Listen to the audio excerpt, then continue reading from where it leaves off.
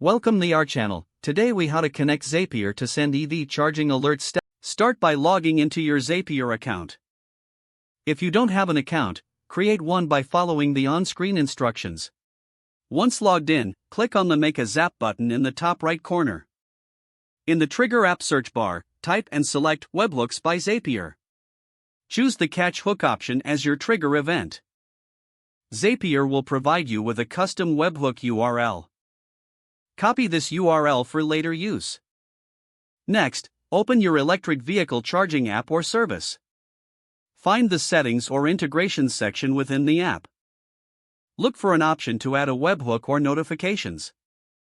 Paste the Zapier webhook URL you copied earlier into the appropriate field. Save your changes in the EV charging app. Return to your Zapier setup. Test the webhook by charging your vehicle. Zapier should indicate that it has received a request. If successful, proceed to the next step. In Zapier, add a new action by clicking on the plus icon.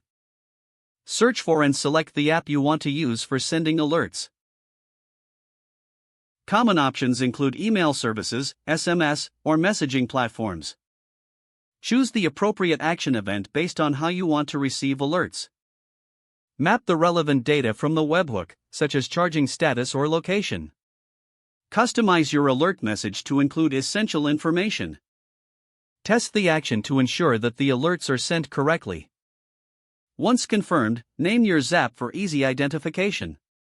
Finally, toggle the Zap to the on position to activate it. Your setup is complete, and you will now receive alerts when charging events occur. If the page does not load, refresh the browser or try again in a private or incognito window.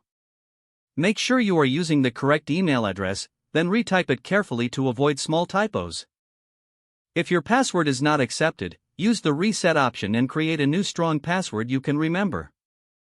Don't forget to like this video and subscribe to our channel for more step-by-step tech guides.